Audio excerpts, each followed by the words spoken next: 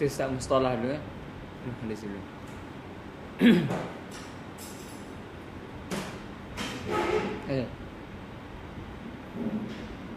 A'udzubillahi minasyaitonirrajim. Bismillahirrahmanirrahim.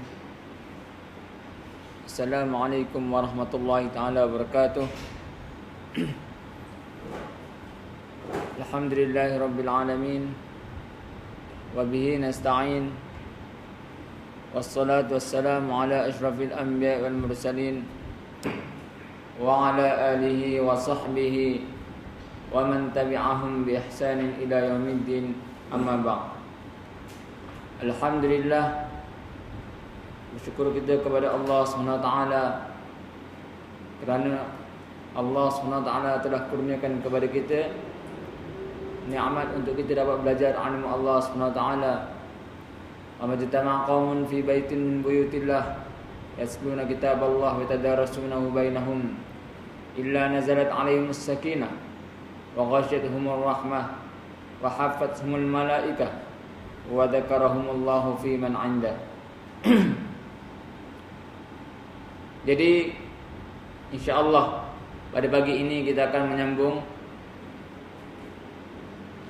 dan mengulang kaji kembali tentang ilmu mustalah hadis ataupun dipanggil ilmu ulum hadis.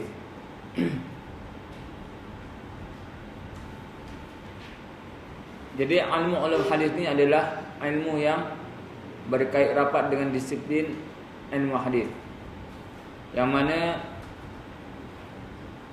ulum hadis ini adalah menjadi benchmark ataupun menjadi kayu ukur untuk mengetahui sesuatu status hadis tersebut, sama ada hadis tersebut diterima ataupun ditolak. Jadi ada banyak pembahagian ilmu hadis. Secara ringkasnya, yang pertama adalah pembahagian ilmu hadis dari sudut bilangan perawi. Dari sudut bilangan perawi. Maka dari sudut ini hadis terbahagi kepada dua bahagian. Pertama hadis ahad, kedua hadis mutawatir.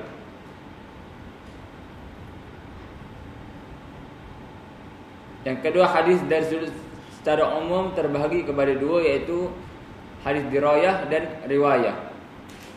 Dirayah maksudnya hadis dari sudut matan dia, teks hadis tersebut. Adapun riwayah dari sudut sanad perawi dan yang berkait dengan perawi. Dan ilmu ulum hadis termasuk di dalam hadis dari sudut riwayah, dan dia ada berkait juga dengan hadis dari sudut riwayah. Tetapi yang paling penting tidak adalah berkait dari sudut riwayah. Ini yang akan kita sentuh nanti insya-Allah.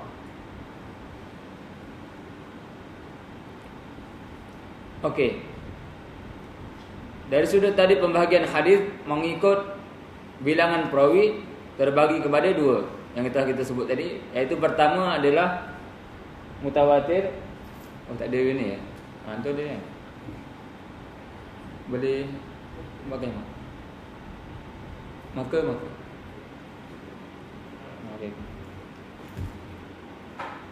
Pertama hadis dari sudut bilangan perawi, yaitu perawi yang ramai, yang terlalu ramai, dipanggil sebagai mutawatir. Mutawatir ni ada dua. Pertama Al-Quran, dan yang kedua adalah hadis mutawatir. Yang pertama adalah Al-Quran, dan Al-Quran, kesemua Al-Quran adalah bersifat mutawatir.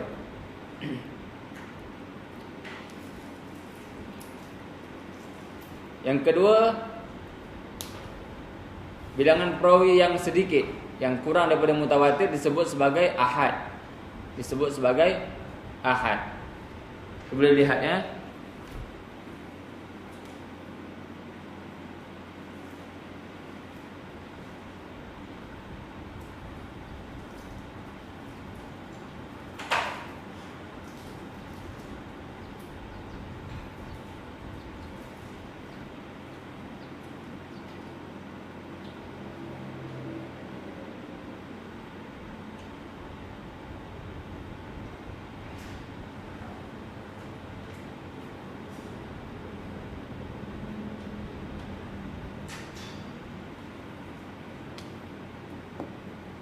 Ini adalah pembahagian hadis berdasarkan perawi, yaitu pertama perawi yang ramai, yang terlalu ramai disebut sebagai mutawatir.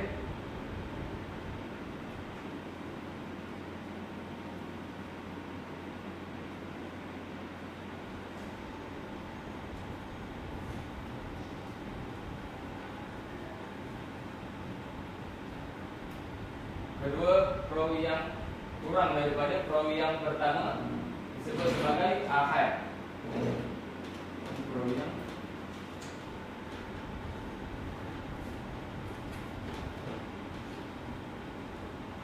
kurang.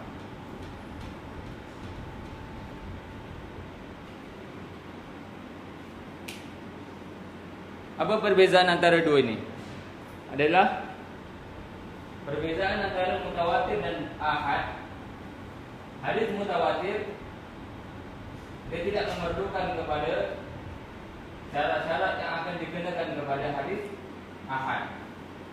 Ini ada special case. Hadis mutawatir special case. Sebab itu ayat Al-Quran kesemuanya mutawatir, dan kita tak perlu sanad setiap satu ayat Al-Quran, kerana ayat Al-Quran kesemuanya mutawatir. Jadi ayat Al-Quran tak perlu kepada sanad, sebab dia dah mutawatir daripada Nabi SAW dan kepada sahabat dan seterusnya kepada tabi'in dan para tabi'in. Kita takkan jumpa dalam mana-mana kitab sanad yang ada cerita tentang sanad Al-Quran satu ayat ini yang kita ada.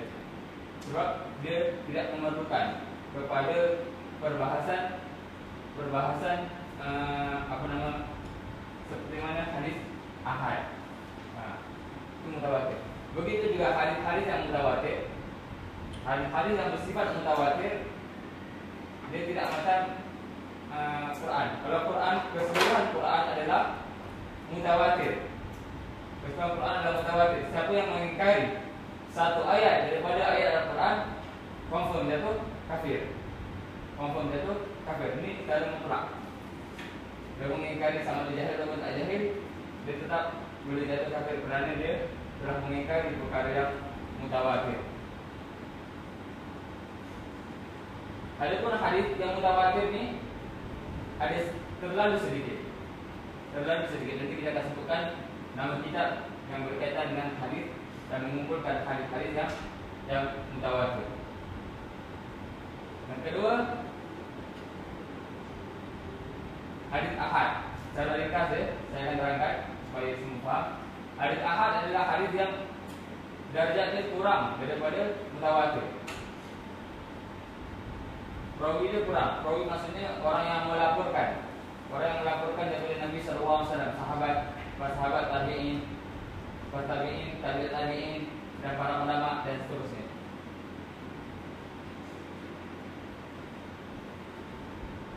Hadis ahad adalah yang kurang daripada mutawatir, dan nanti kita akan bincang tentang apakah dia itu hadis ahad. Dan mutawatir ni, maksud mutawatir di dalam hadis adalah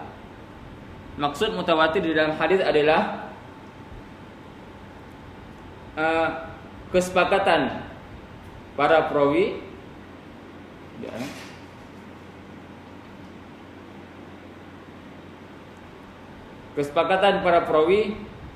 yang mana memustahilkan untuk mereka ini berdusta secara sepakat ke atas Nabi SAW.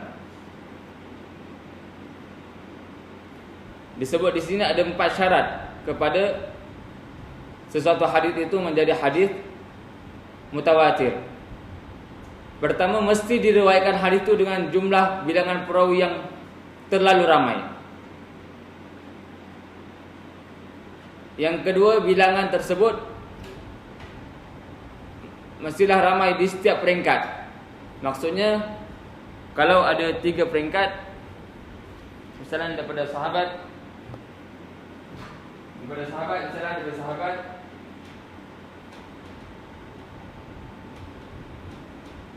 satu tabi'in,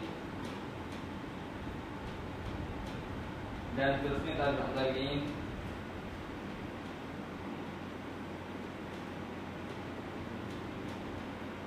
Kesemua ini misalnya A kan. A ini mesti kena ramai, dia tak boleh seorang. Dekat sini dia dah mula ada dalam ramai, lebih daripada 3. Syaratnya lebih daripada 3. Mungkin 4, mungkin 5, mungkin 10, mungkin 20 sahabat. Lepas tu bila mana dia pecah kepada tabi'in, hadis tersebut mesti lebih ramai. Dan lepas tu apabila hadis tersebut sampai tabi'in pun mesti jumlahnya bertambah ramai. Tidak boleh makin berkurang. Ini syarat kepada hadis tersebut untuk menjadi hadis mutawatir.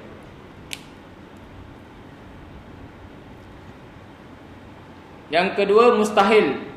Secara kebiasaan, secara adat boleh berlaku pendustaan ataupun rekaan dalam hadis. Mustahil secara adat, secara kebiasaan boleh berlaku pendustaan di dalam hadis. Seterusnya adalah hadis tersebut memberi makna, memberi ilmu yang yakin, ilmu yang bukan logik akal, ilmu yang memberi keyakinan, ilmu akhirat, seperti mana ilmu tentang padang mahsyar, ilmu tentang perkara-perkara ghaib dan seumpama dengannya. Pertama, didudukkan dengan ramai. Yang kedua, mestilah ramai itu ke semua peringkat. Yang ketiga, mestilah disandarkan ilmu itu kepada ilmu yang yakin. Yang keempat,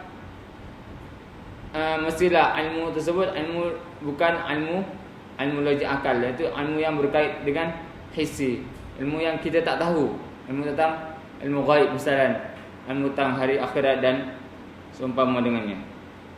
Ini adalah syarat kepada hadis mutawatir. Dan seterusnya, mutawatir ini terbahagi kepada 2. Mutawatir terbahagi kepada 2. Pertama, mutawatir dari sudut lafaz. Dari sudut lafaz yang menjadi mutawatir. Yang kedua, mutawatir dari sudut makna. Lafaz ini mungkin bercanggah, mungkin ada perbezaan, tetapi dari sudut makna saja adalah sama dan serupa. Hadis mutawatir yang lafaz ini tak banyak. Bahkan sepanjang saya cek dalam kitab hadis, dia bawa satu hadis ni je. Apakah hadis tersebut? Hadisnya adalah man kadzaba alayya muta'ammidan falyatabawa maq'adahu minan nar. Sesiapa yang berdusta ke atasku secara sengaja, maka siap sedialah tempat duduknya di dalam neraka Allah Subhanahu wa taala. Hadis ini diriwayatkan lebih daripada 70 orang sahabat. Lebih daripada 70 orang sahabat. Jadi ini contoh hadis mutawatir yang lafzi. Maksudnya hadis ini semua sahabat meriwayatkan dengan lafaz yang sama. Man kadzaba alayya muta'ammidan falyatabawa maq'adahu minan nar. Dia tak meriwayatkan dengan lafaz yang berbeza. Lafaz yang sama, kalimah yang sama. Tak ada bercanggah antara satu sama lain. Menunjukkan bahawa perbuatan berdusta ke atas Nabi SAW adalah satu ancaman, satu dosa yang begitu besar dan begitu berat, sehingga hadis ini menjadi hadis mutawatir. Sebab itu pendustaan ke atas Nabi SAW adalah dosa yang begitu berat. Sama ada dia berdusta kerana untuk kebaikan ataupun sebaliknya. Sebagian golongan mengatakan dalam lafaz ini man kadzaba alayya, siapa yang berdustakan ke atasku, maksudnya dia berdusta kerana nak memburuk-burukkan Nabi. Dia mereka hadis untuk memburuk-burukkan pribadi Nabi SAW, maka barulah dia akan mendapat tempat dia di dalam neraka. sebagian golongan berpendapat sedemikian, dan mereka membolehkan pendustaan ke atas Nabi atas dasar untuk membuat kebaikan kepada Nabi. Dan tafsiran ini adalah tafsiran yang salah. Tafsiran ini adalah tafsiran yang salah. Hakikatnya setiap pendustaan ke atas Nabi dan kebanyakan mereka hadis mereka mendustakan atas Nabi adalah kerana bertujuan untuk membawa manusia kepada kebaikan. Tetapi seperti mana Ibnu Mas'ud berkata, kam min muridil khair la yusibu. Berapa ramai orang yang nakkan kebaikan tetapi dia tidak mendapatnya. Dia nakkan kebaikan, ingin supaya manusia kembali kepada agama dengan cara mendustakan mereka hadis-hadis palsu, tetapi dia tidak mendapat kebaikan tersebut kerana dia telah berdusta atas Nabi, bahkan dia diancam dengan azab Allah Subhanahu wa taala. Ini mutawatir dari sudut lafzi dan contohnya. Yang kedua, mutawatir dari sudut maknawi. Mutawatir dari sudut makna, dari sudut makna mutawatir. Antara hadis mutawatir dari sudut makna adalah hadis mengangkat tangan ketika mana berdoa. Faqad warada anhu sallallahu alaihi wasallam nahwu mi'ata hadis. Telah disebut, diriwayatkan daripada Nabi sallallahu alaihi wasallam hadis mengangkat tangan ketika berdoa ini lebih kurang 100 hadis pada tempat-tempat yang berbeza, menunjukkan bahawa hadis mengangkat tangan ketika berdoa adalah hadis yang mutawatir dari sudut lafaz. Sebab ramai para sahabat meriwayatkan hadis Nabi SAW ketika mana berdoa, Nabi SAW mengangkat tangan. Jadi dalam keadaan umum, dalam keadaan kebiasaan, ketika mana lepas solat sunat, misalnya kita berdoa, kita angkat tangan memohon kepada Allah SWT, tanda adab kita kepada Allah Subhanahu wa taala. Tetapi jikalau di sana ada hadis larangan yang mana Nabi sallallahu alaihi wasallam tak lakukan, maka kita wajib untuk mengabaikan perkara tersebut kerana dilarang oleh Nabi sallallahu alaihi wasallam. Tetapi asal mengangkat tangan ketika berdoa adalah diharuskan kerana berdasarkan terlalu banyak hadis yang ada.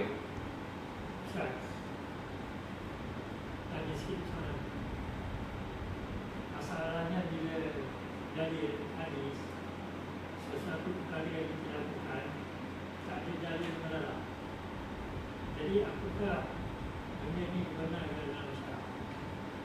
Itu termasuk dalam isu panggil sunnah tarkiyah, perkara yang Nabi sallallahu alaihi wasallam tak lakukan ataupun tinggalkan. Nabi sallallahu alaihi wasallam tak lakukan. Adakah ianya diboleh dilakukan ataupun tidak? Kan? Dalam hal ini dia ada jawapannya yang agak terperinci. Pertama sekali, Nabi sallallahu alaihi wasallam tak lakukan kerana perkara tersebut tak wujud pada zaman Nabi sallallahu alaihi wasallam. Dan dia tiada zaman Nabi. Contohnya adalah seperti mana Nabi sallallahu alaihi wasallam adat Arab memakai jubah, kan? Dia tak memakai t-shirt kerana zaman Nabi sallallahu alaihi wasallam t-shirt tu tidak ada zaman Nabi. Maka Nabi sallallahu alaihi wasallam pakai jubah. Maka dalam hal ini dibolehkan kerana t-shirt tu tak ada pada zaman Nabi sallallahu alaihi wasallam. Begitu juga seperti mana mengumpulkan Al-Quran, membuat madrasah ataupun membuat ulum hadis ni tak ada zaman Nabi sallallahu alaihi wasallam. Ulum hadis ni, ilmu mustalah hadis ni tak ada zaman Nabi sallallahu alaihi wasallam. Dan ketika itu tiada zaman Nabi dan tiada keperluan zaman Nabi untuk melakukannya. ilmu tajwid, ilmu qiraat, ilmu ulum Quran, ilmu fiqh dan sebagainya, fiqh Syafi'i dan sebagainya. Tak ada zaman Nabi sallallahu alaihi wasallam. Kan? Adakah perkara tersebut kita tidak boleh melakukannya? Jawapannya kerana ia tiada zaman Nabi dan Nabi sallallahu alaihi wasallam ia kerana ia tiada pada zaman Nabi. Pertama, yang kedua apa nak sebut tu, tiada zaman Nabi, dan juga perkara tersebut adalah berlaku di zaman kita. Dan zaman Nabi perkara tersebut kemungkinan untuk ada pun tak ada. Kemungkinan perkara tersebut boleh berlaku pun tak ada. Maka dalam hal ini dia kembali kepada asal, iaitu dibolehkan. Seperti mana mengumpulkan Al-Quran. Zaman Nabi SAW keperluan tu tak ada, tidak wujud, kerana wahyu sedang turun kepada Nabi. Dan para sahabat apabila mereka ingin mengadukan masalah, mereka terus jumpa Nabi SAW. Maka Nabi SAW akan beri jawapan, sama ada melalui wahyu yang diturunkan ataupun melalui lisan baginda SAW. Maka ketika itu keperluan untuk mengumpulkan Al-Quran adalah tidak wujud. Keperluan untuk mengumpulkan ilmu hadis adalah tidak wujud kerana adanya Nabi SAW. Tetapi selepas itu, apabila Nabi SAW telah wafat, maka keperluan tersebut ada, hajat tersebut ada. Hajat untuk mengumpulkan ilmu hadis, ilmu Quran, qiraat, tajwid dan sebagainya ada. Kerana apa? Kerana umat makin jauh dengan agama Allah. Maka ketika itu, bila mana keperluan tersebut ada, maka dibolehkan untuk mengumpulkan ilmu-ilmu tersebut, dan ia dipanggil sebagai masalih mursalah. Dalam istilah usul fiqh dipanggil masalih mursalah. Perkara yang maksudnya ada kemaslahatan kepadanya. Termasuklah dalam itu mengumpulkan Al-Quran di dalam satu mushaf. Termasuklah mempelajari di institusi-institusi tertentu, seperti di sekolah, madrasah, universiti, menggubal silibus dan sebagainya. Ia termasuk di dalam perkara yang dibenarkan, kerana perkara tersebut walaupun tiada zaman Nabi, tapi perkara tersebut diperlukan untuk menjaga agama itu sendiri. Kalau tidak ada, maka agama itu tak boleh nak dijaga. Tetapi jikalau perkara tersebut berlaku zaman Nabi, berlaku di zaman Nabi sallallahu alaihi wasallam, dan tiada penghalang kepada Nabi sallallahu alaihi wasallam untuk tidak melakukannya. Seperti mana Nabi sallallahu alaihi wasallam hanya mencium, hanya mengusap di rukun Yamani. Kalau kita pergi kat Mekah, kan? Kalau kita pergi kat Mekah dan kita tawaf, di sana ada 4 rukun atau 4 bucu Kaabah tu, rukun Yamani, rukun Syami, rukun Hajar Aswad dengan Iraqi. Jadi yang Nabi sallallahu alaihi wasallam usap hanya di rukun Yamani, dan Nabi sallallahu alaihi wasallam cium hanya di Hajar Aswad. Dan ketika itu Kaabah tersebut masih ada macam mana zaman sekarang, dan Nabi sallallahu alaihi wasallam tiada halangan untuk mengusap kepada rukun yang lain. Tetapi Nabi sallallahu alaihi wasallam tak buat. Maka ianya dipanggil sunnah tarkiyah, iaitu perkara yang Nabi sallallahu alaihi wasallam tak buat ketika mana tiadanya halangan ketika itu, dan adanya keperluan untuk buat, tetapi tidak dibuat oleh Nabi sallallahu alaihi wasallam, maka ia menjadi satu hukum syarak, iaitu tidak dilakukan oleh Nabi sallallahu alaihi wasallam. Sebab itu apabila seorang sahabat menegur seorang Muawiyah ataupun Marwan, saya tak ingat, kena rujuk balik dalam kitab, yang mana mengusap Syami, rukun Syami itu, maka beliau menegur, dia kata hanya Nabi SAW hanya usap rukun Yamani dan juga Hajar Aswad. Adapun kita kalau kita tak boleh nak pegang rukun syami. Rukun syami ini sunatnya bukannya di isyarat, sunatnya hanya diusap. Hanya Hajar Aswad sahaja yang kita kena isyaratkan. Kalau kita tak dapat nak pegang Hajar Aswad, maka kita kena isyaratkan dengan tangan ataupun dengan tongkat, yang mana seperti mana Nabi SAW lakukan. Tetapi rukun syami, kalau kita ada dekat dengan dia dan kita boleh usap, maka disunatkan untuk kita mengusap rukun syami tersebut. Rukun syami ini maknanya kalau siapa-siapa yang pernah pergi Mekah dan pernah pergi umrah, sebelum Hajar Aswad dari satu bucu yang lain. Sebelum Hajar Aswad, betul. Sebelumnya Hajar Aswad, bucu tu dipanggil rukun Yamani. Rukun Yamani ni yang Nabi SAW usap dia. Dan sunnah kan, kalau kita dalam keadaan bukan berihram, kerana sekarang ni semua dah diliputi dengan minyak wangi, sunnah untuk kita kalau kita tak berihram, kita usap kalau kita mampu. Tetapi kalau kita tak mampu, jauh, maka tak disunatkan untuk kita mengisyaratkan dengannya. Faham? Sebab itu dalam keadaan apabila mana tiada larangan daripada Nabi SAW, adanya keperluan tetapi Nabi SAW tak lakukan, maka secara automatiknya ianya adalah satu sunnah yang mana untuk kita tinggalkan perbuatan tersebut. Okey.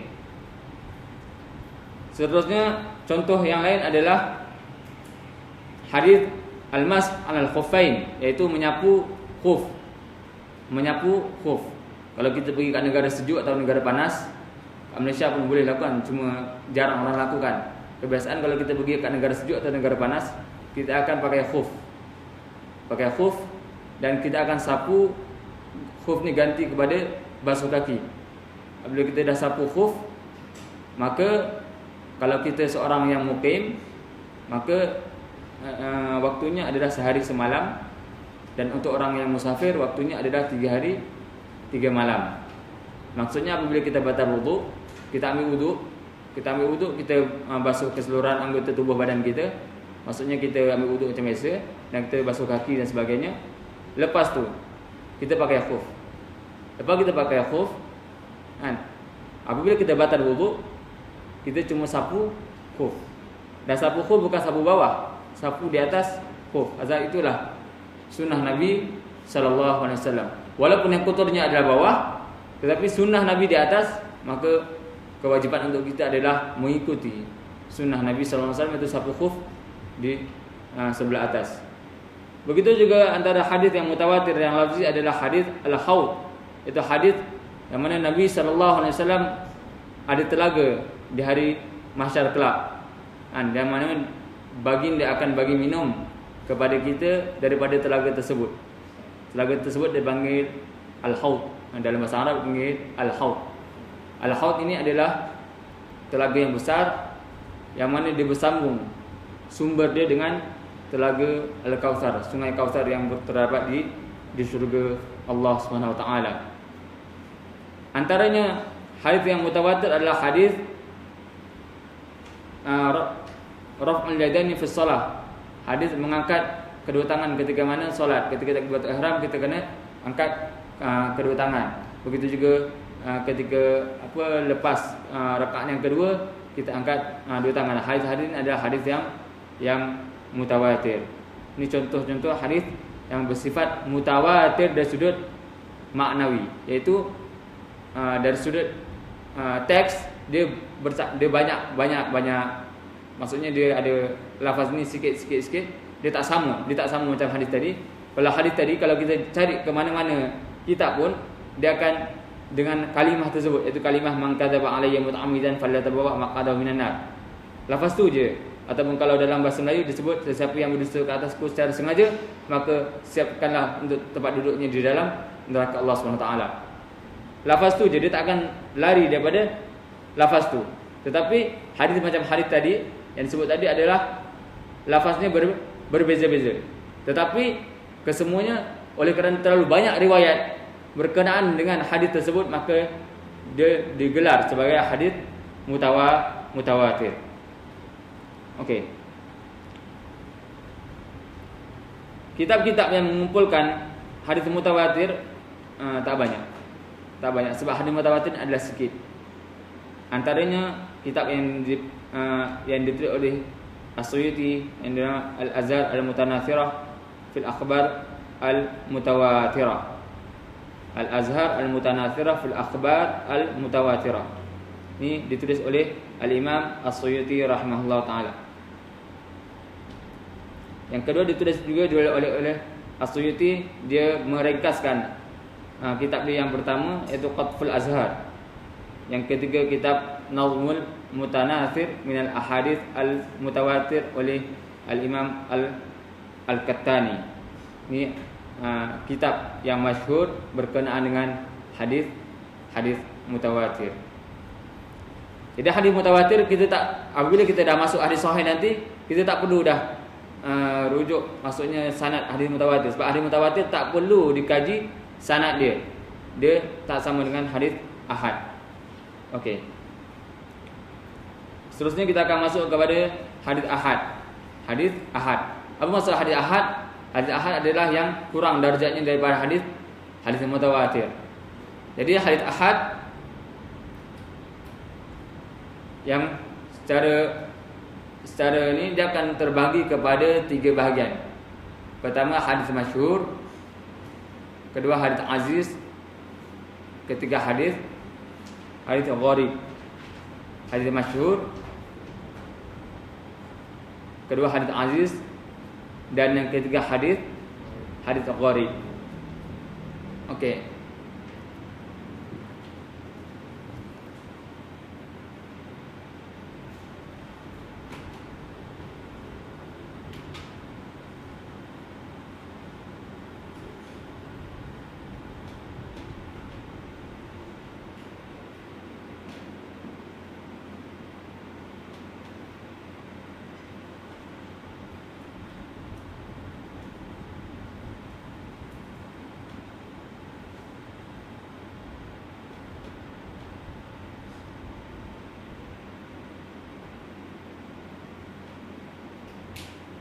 Okey, ini pembagian kepada hadis ahad. Kenapa kita kena tahu hadis ahad pembagian dia? Sebab kita nak beza-bezakan hadis ini. Apabila kita dengar orang kata hadis masyhur, maka kita akan tahu dia termasuk dalam hadis ahad. Bila kita dengar orang kata hadis aziz, maka dia termasuk dalam hadis ahad. Juga kalau kita dengar dalam kitab menyebut hadis gharib, maka dia termasuk dalam hadis ahad. Hadis masyhur adalah hadis yang diriwayatkan mesti 3 orang. Perawi ini mesti 3 orang daripada Nabi sallallahu alaihi wasallam dan lebih. Tetapi dia tidak mencapai kepada kedudukan mutawatir. Dia mesti 3 orang dan lebih. Hadis aziz pula hadis yang diriwayatkan oleh 2 orang perawi, 2 orang perawi sahaja sampai ke bawah. Dan hadis gharib adalah hadis yang diriwayatkan oleh seorang perawi sahaja. Seorang perawi yang seorang sahabat sahaja yang meriwayatkan hadis tersebut. Hadis masyhur ini 3 orang sahabat, 2 orang sahabat dan ini seorang sahabat. Dan masyhur ini mesti sampai ke bawah hadis masyhur. Hadis pun sama juga dan gharib pun sama juga. Jadi hadis masyhur, kita pergi kepada hadis yang pertama, masyhur atau hadis yang popular. Hadis masyhur tidak bermakna masyhur hadis tersebut sahih. Ingat ya, hadis masyhur tidak bermakna hadis tersebut sahih. Tetapi hadis masyhur bermakna hadis tersebut diriwayatkan oleh 3 orang dan lebih, dan dia tidak mencapai kepada kedudukan mutawatir. Iaitu hadis yang diriwayatkan lebih oleh 3 orang dan lebih, tetapi tidak mencapai hadis mutawatir. Adakah hadis yang diriwayatkan oleh orang, Bukhari adalah hadis yang diriwayatkan oleh seorang. Okey. Kita masuk sekilas lalu je berkenaan dengan hadis ni. Sebelum kita masuk kepada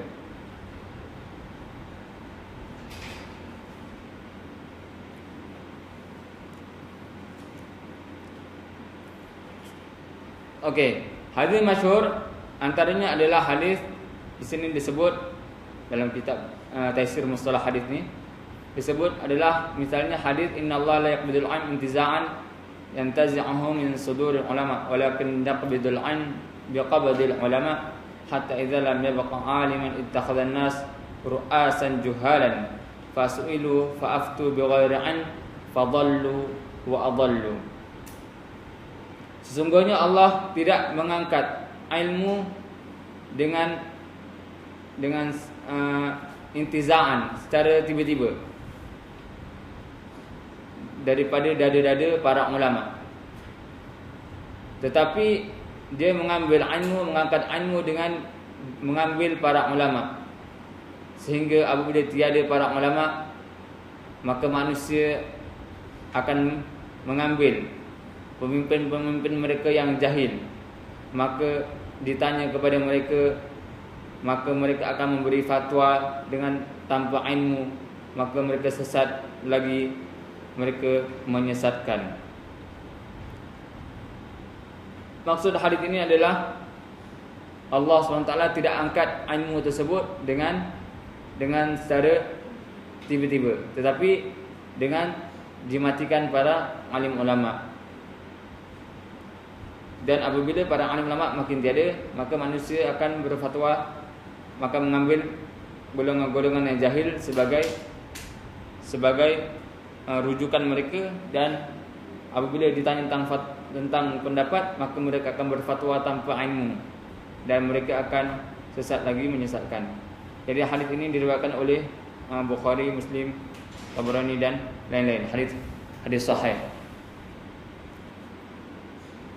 Dan hadis ini antara contoh hadis yang diriwayatkan hadis dipanggil hadis masyhur.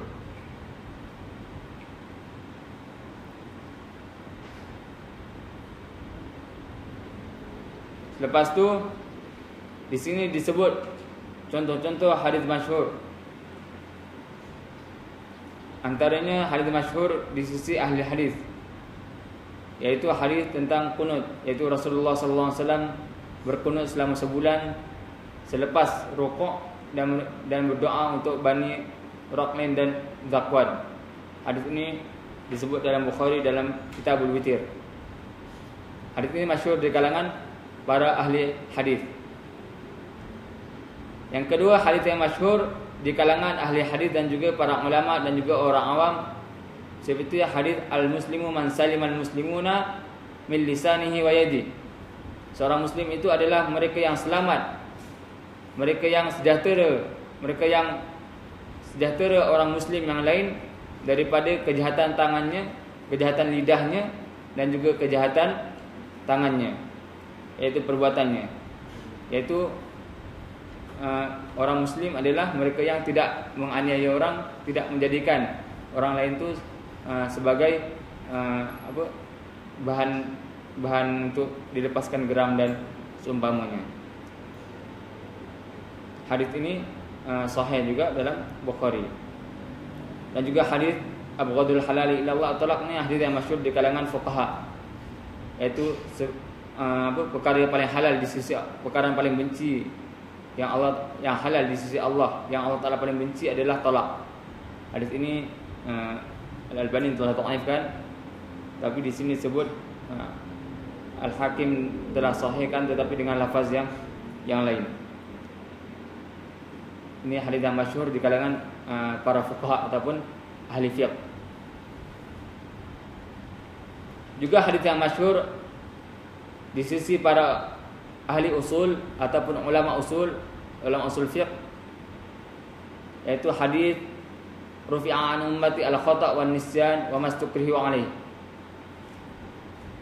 Diangkat umatku kesalahan, lupa dan apa yang terpaksa dengannya.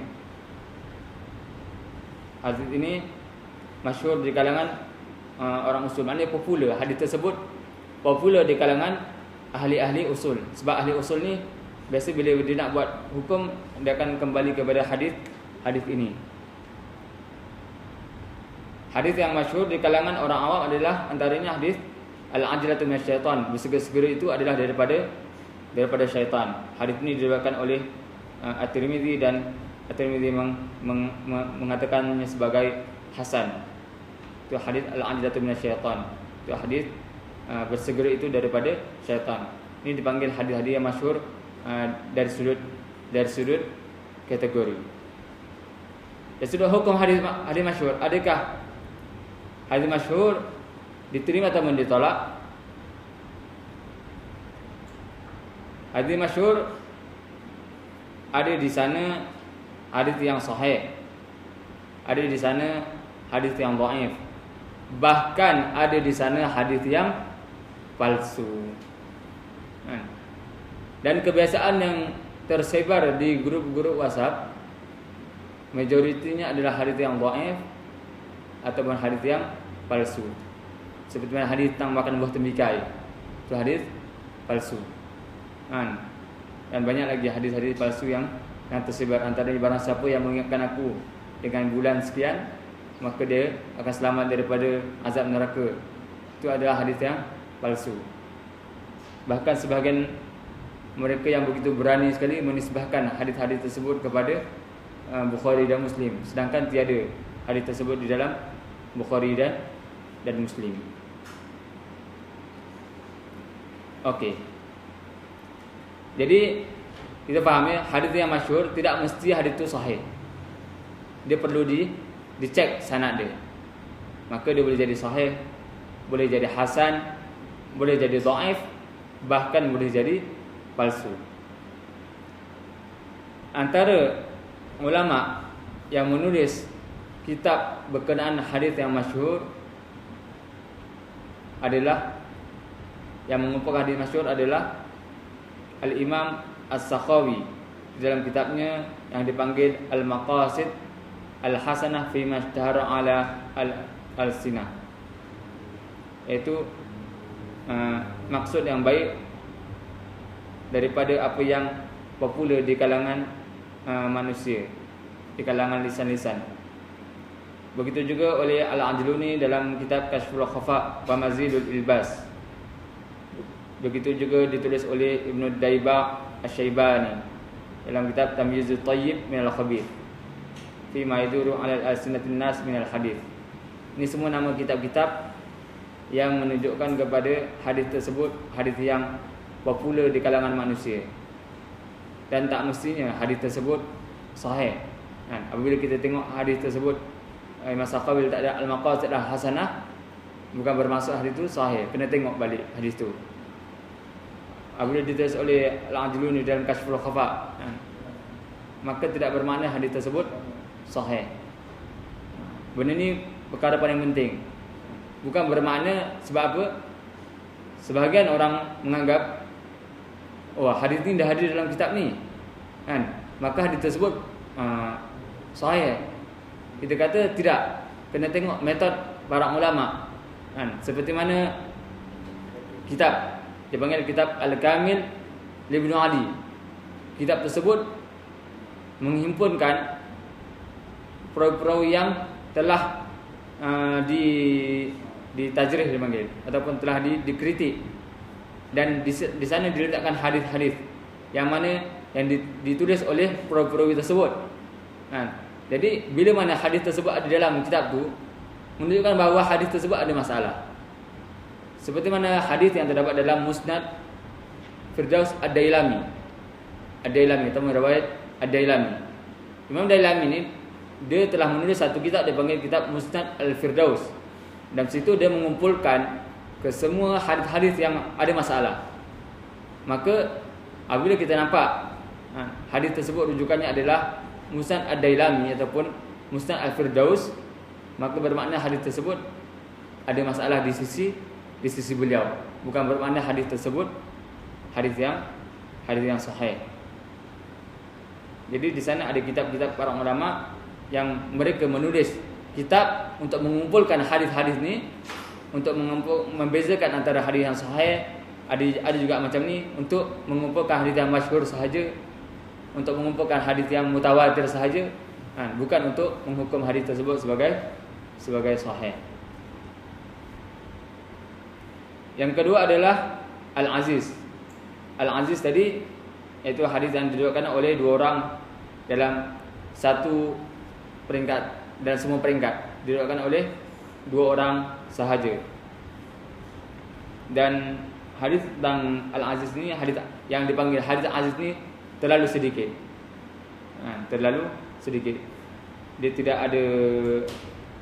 ada kitab yang khusus berkenaan dikumpulkan hadis-hadis tentang Al-Aziz. Adapun contoh hadis Aziz adalah hadis yang diriwayatkan oleh Bukhari, yaitu hadis la yu'minu ahadukum hatta akuna ahabba ilaihi min walidihi wa waladihi wan nasi ajma'in. Tidak beriman, tidak sempurna iman salah seorang di kalangan kamu sehingga daku lebih disukai daripada bapanya, daripada ibu bapanya, dan daripada anaknya, dan daripada manusia secara keseluruhannya. Ini ada contoh kepada hadis Aziz. Hadis ini diriwayatkan oleh Anas daripada jalur Qatadah dan Abdul Aziz bin Suhaib. Dan daripada Qatadah meriwayatkan dengan dia adalah Syu'bah dan Sa'id. Dan daripada Abdul Aziz meriwayatkan daripadanya Ismail bin Ulayyah dan Abdul Warith. Ini hadis Aziz. Hadis Aziz juga termasuk dalam hadis ahad dan juga perlu dilihat kepada sanadnya. Jikalau dia sahih maka dia sahih, jikalau tidak maka dia tidak. Seterusnya adalah hadis yang gharib. Hadis yang gharib ni yang tadi tu kan masyhur, aziz dan gharib. Gharib ni maksudnya adalah kalau dalam bahasa kita dipanggil hadis yang asing, ataupun hadis yang diriwayatkan hanya seorang perawi sahaja. Hanya seorang perawi sahaja, atau hanya seorang pelapor sahaja yang meriwayatkan hadis ini.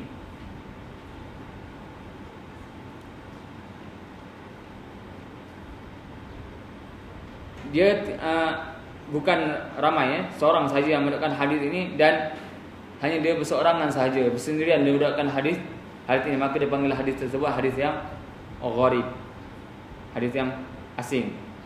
Tetapi bukan bermakna hadis yang gharib, bukan bermakna hadis tersebut ditolak, tidak. Perlu juga dilihat kepada sanadnya.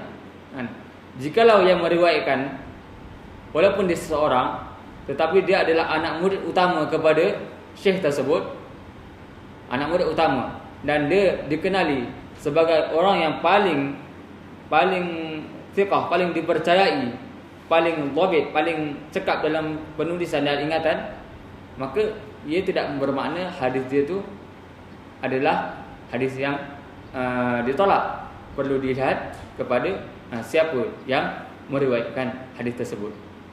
Jikalau hadis tersebut hanya diriwayatkan oleh seorang, tetapi seorang itu adalah seorang yang kuat, seperti yang diriwayatkan oleh Imam Syafi'i misalnya. Imam Syafi'i meriwayatkan daripada Imam Malik misalnya. Dia seorang, tetapi seorang yang begitu hebat, yang mengatasi berpuluh ribu manusia yang lain. Jadi kita tak boleh nak buang hadis tersebut dengan begitu mudah, kerana dia seorang sahaja alasannya, bukan tepat. Jadi caranya adalah kena lihat kepada hadis tersebut, kena cek kepada hadis tersebut, adakah hadis tersebut sahih ataupun tidak.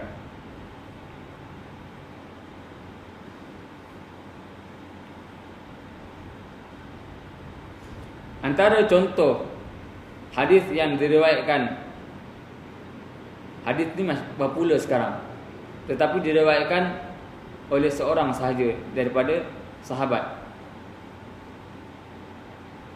yaitu hadis berkenaan niat. Innamal a'malu binniyat. Innamal a'malu binniyat wa innamal likulli imrin ma nawa faman kana hijratuhu ila Allah wa rasulih ila akhir ayat. Hadis ini diriwayatkan oleh Umar bin Al-Khattab radhiyallahu anhu sahaja. Maksudnya sanad yang sahih hanya daripada riwayat Umar Ibn Khattab radhiyallahu anhu sahaja. Di sana ada sanad yang dhaif daripada sahabat yang lain, tetapi sanad tersebut dhaif. Maka yang sahih adalah daripada Umar Ibn Khattab sahaja, dan dia meriwayatkan daripadanya adalah anak muridnya dan seterusnya sehingga kepada Yahya bin Sa'id, dan seterusnya daripada Yahya bin Sa'id diriwayatkan oleh seluruh anak muridnya, dan akhirnya hadis tersebut menjadi hadis yang masyhur. Dan yang kata walaupun dia hadis itu gharib, tetapi hadis ini adalah hadis usul dalam agama, sehingga sebagian para ulama menyatakan hadis tersebut adalah thuluth, 1/3 daripada agama. Ada yang mengatakan hadis tersebut 70% daripada agama, walaupun hadis tersebut hadis yang gharib. Jadi keghariban ataupun hadis satu hadis sahaja bukan satu perawi sahaja bukan bermakna hadis tersebut boleh ditolak begitu sahaja.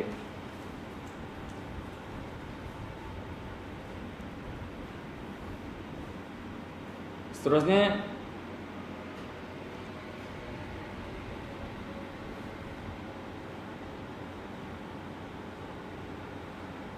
kita masuk kepada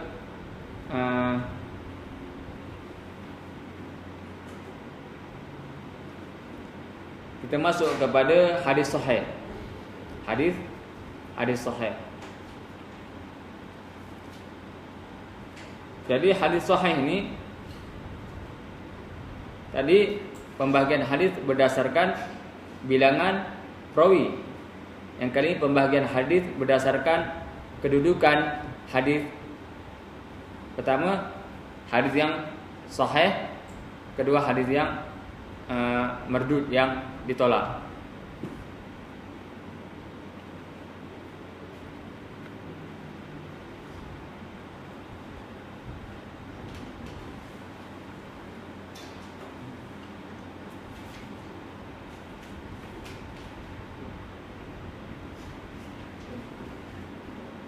Hadis dari sudut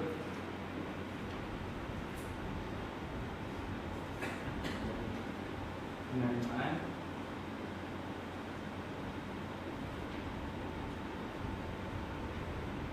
dan penolakan.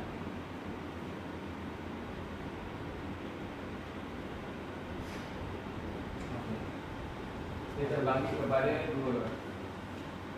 Cara ringkas ulama sebelum ini dia sebelum wujud istilah hadis sahih, hadis hasan dan sebagainya, mereka bagikan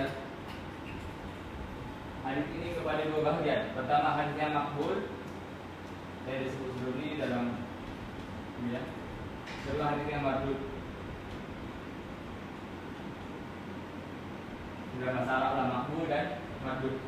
Makbul maksudnya hadis ini diterima,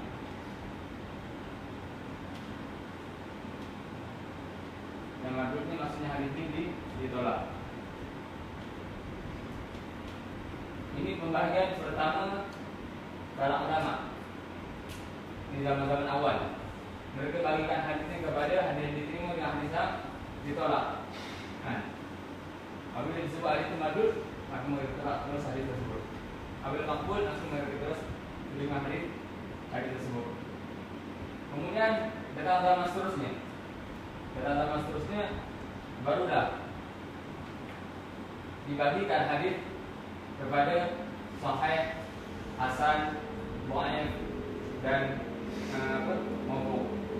Sahih, hasan, dhaif dan mawdu'. Sahih, hasan, dhaif dan mawdu'.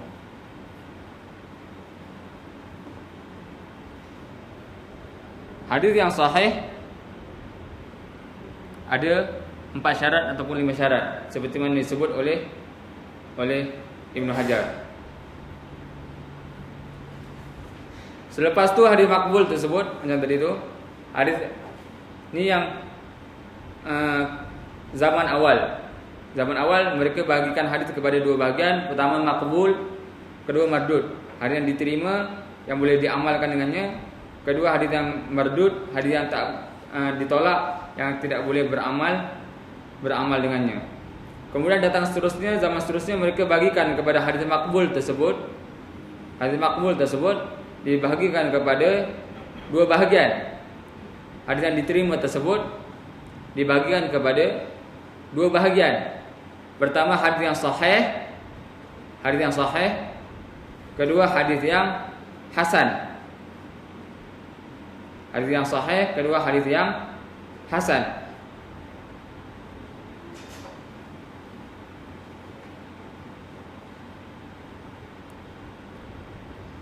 Hadis yang sahih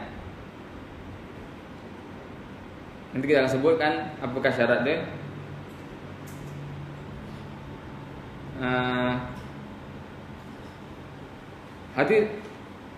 Hadis yang sahih adalah hadis yang menepati kepada 5 syarat, yaitu pertama ittisalus sanad. Pertama adalah bersambung sanadnya. Ada 6 tu kan? Yang kedua adalah turwah, perawi yang adil.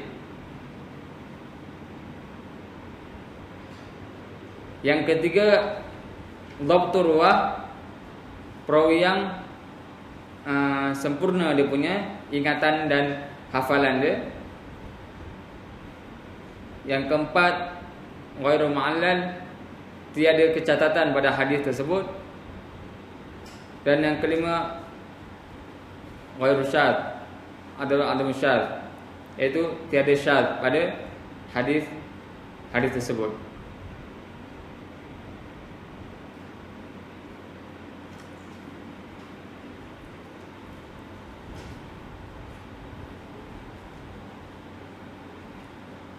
Faham setakat ni?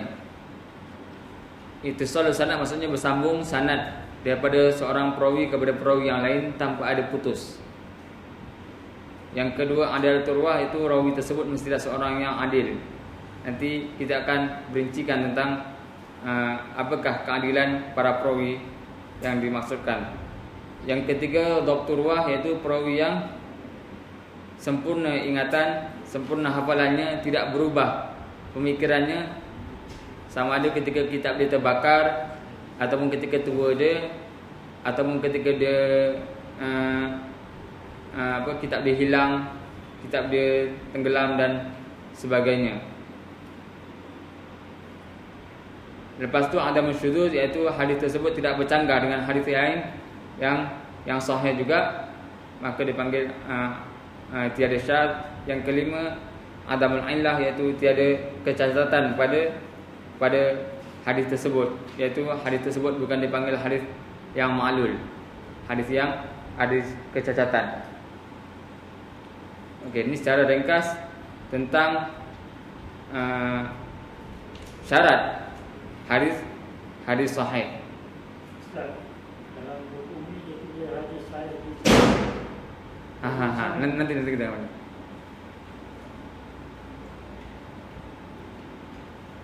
Selepas tu hadis hasan. Saya suka bagikan maksudnya pembahagian seperti ini secara besar-besaran. Hadis makbul tadi kan kita sebut dua bahagian, pertama hadis yang sahih, kedua hadis yang hasan. Dan ulama yang mula-mula mempopularkan istilah hadis hasan ni adalah Al-Imam At-Tirmizi rahimahullahu ta'ala. Al-Imam At-Tirmizi rahimahullahu ta'ala. Sehingga beliau menulis ta'rif ataupun definisi berkaitan hadis hasan di sisi beliau. Perdebatan hadis hasan ada maksudnya hadis hasan di sisi Tirmizi adalah mengikut ta'rifan yang disebut oleh beliau. Ada kalanya hadis hasan tersebut adalah hadis yang dhaif. Ada kalanya hadis hasan tersebut adalah hadis yang sahih. Dia tengok pada definisi yang diletakkan oleh Al-Imam At-Tirmizi rahimahullah. Dan kalau kita lihat dalam Sunan Tirmizi, boleh kata majoriti kitab dia akan sebutkan sama ada hadis itu hadis hasan sahih, hadis hasan, hadis hasan gharib, hadis hadis hasan sahih, hadis hasan gharib. Maksudnya dia selalu menyebut hadis hasan tu dan dia akan tambahkan dengan di belakangnya. Adapun hadis hasan yang kita akan belajar ini adalah hadis yang kurang darjatnya daripada hadis yang sahih. Kurang dari sudut apa? Dari sudut kecekapan perawi. Kecekapan perawi. Maksudnya dia ada sanad dia bersambung sama macam hadis sahih. Perawi tersebut adil. Tak ada masalah perawi tersebut seorang yang adil. Tetapi dari sudut kecekapan perawi tersebut dia kurang daripada hadis yang sahih. Maka dia jatuh kepada kategori hadis yang hasan. Dan yang keempat, adamul illah, iaitu tiada illah, iaitu tiada kecacatan. Yang kelima, tiada syad. Dia sama yang lain kecuali beza dia pada satu perkara, iaitu perawi tersebut tidak begitu cekap seperti mana hadis sahih. Okey. Rasa dah sampai 11.30 dah. Cukup sekadar ini. Lepas ni insya-Allah kita akan cuba sambung tentang syarat hadis sahih. Dan yang paling utama sebenarnya adalah para ulama ni dia nak cari hadis tu sahih. Bila hadis tu dah sahih, maka masalah ni dah settle. Sebab punca utama kita nak hadis, nak beramal adalah perlukan hadis itu sahih. Tak pun dia akan kepada hasan ataupun sahih ghairi, sahih li zati itu adalah usul utama kita mempelajari ilmu hadis. Nanti kita akan bincang insya-Allah jika ada kesempatan lagi, kita akan bincangkan tentang syarat hadis sahih dan kepentingan syarat-syarat tersebut. Nanti lepas tu baru kita akan masuk kepada hadis yang hasan dan seterusnya kepada hadis yang dhaif. Hadis dhaif ni ada banyak cabang. Dan kebanyakan masalah hanya berlaku pada masalah hadis yang dhaif. Sebab perawi tersebut ada masalah kerana kembali kepada hadis yang dhaif. Dan juga manhaj para ulama apabila menghukum hadis, mereka menghukum dari sudut perawi saja. Dia jarang mengkritik kepada matan hadis. Matan hadis dia tak kritik. Sebab apa? Sebab dari sudut kajian yang dilakukan oleh para ulama, hadis tersebut bermasalah pada matan dia kerana pada sanad dia bermasalah. Ini yang berlaku. Dan bila bermasalah pada sanad dia, automatik. Jadi tidak perlu dikaji kepada matan. Walaupun matan tersebut mustahil bagi kita, tetapi kalau matan tersebut adalah sahih, maka hadis tersebut sahih. Okey, cukup sekadar ini untuk sesi mustalah hadis pada hari ini. Dan insya-Allah kita akan berehat 5 minit dan kita akan sambung kepada sesi Umdatul Ahkam insya-Allah.